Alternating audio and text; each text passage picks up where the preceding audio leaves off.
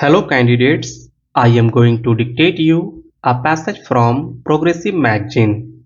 So please get ready for the dictation. The dictation will start after 15 seconds.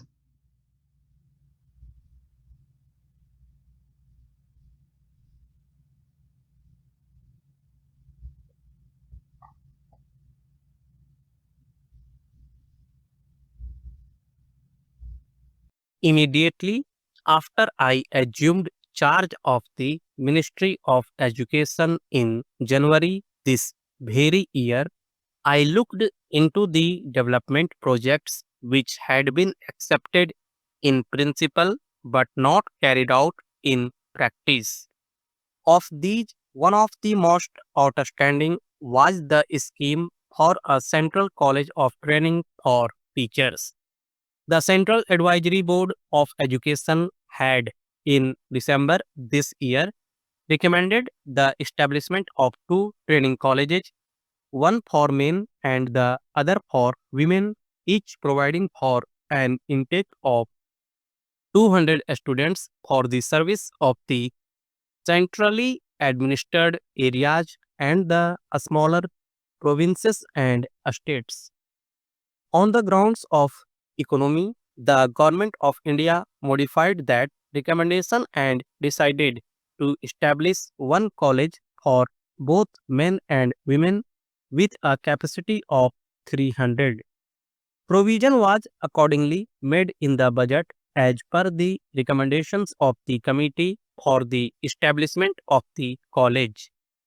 When I took office, I was therefore surprised to find that the whole program had been held up on the ground of shortage of building materials.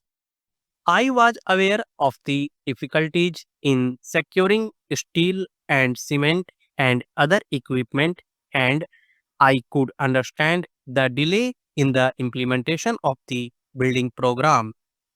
I could not, however, understand why this led to a postponement of the entire scheme.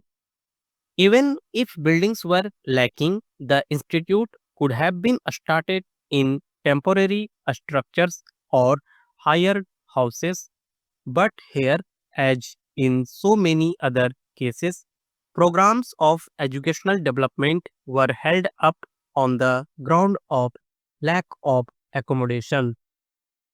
This undue stress upon buildings has always seemed to me to be an instance of confusing ends with means. Buildings are only a means of which the end is education, and yet it seemed to me that many of our educational planners were so engrossed with building projects that they could not think of carrying on educational work in their absence. I therefore decided forthwith that the institution must be started immediately with whatever accommodation was readily available.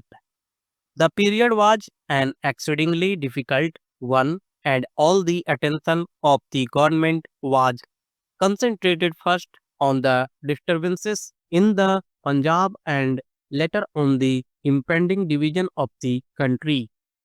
Even then, a small house was secured in the Delhi University area in July this very year.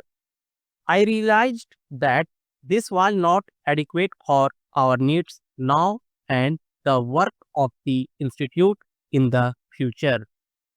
It is hardly necessary for me to relate at length the importance of an institute of this kind with literacy figures so low as only 15%. The paramount importance of expanding the facilities of education is obvious.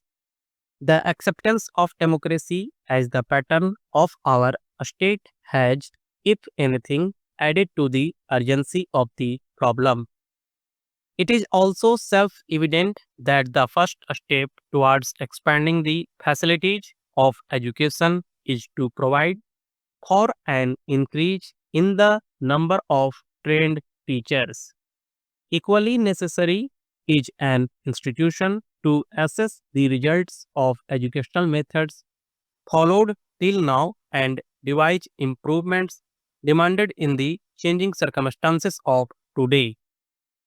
It will be noticed that the institution, which was started in December this very year, was the Central Institute of Education and not the training college, which had originally been planned in 1944 and 1945.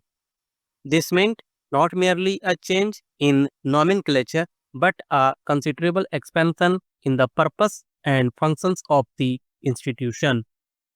I felt that changes were necessary in two directions. First, it should not be merely a colleague for training teachers, but also an institution for research in the fields of education. Secondly, its services should not be restricted to the centrally administered areas, but should extend to the whole of India. The Central Institute will therefore both train teachers for higher and secondary schools and also carry on research on the problems of basic and secondary education. The stage at which a child should be introduced to a craft as distinct from activity, the relative emphasis on craft and academic subjects and their correlation, the production of a new type of school literature to bring out the social functions of all human activity, the degree of abstraction possible in the earlier stages of education, the stage at which there may be some bifurcation between academic subjects and crafts, the grouping of children according to aptitude, test, and ability, the place of art in the school curriculum. These are only a few of the many problems which arise out of a new conception of basic education and require constant and careful study in a research institution.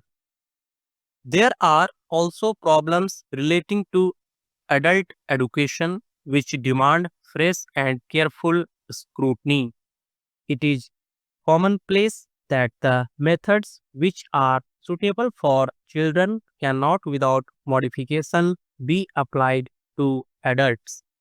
No doubt, a good deal of work in this connection has been done in other countries of the world, but each country has its own peculiar problems arising out of its social and economic background and its political history now.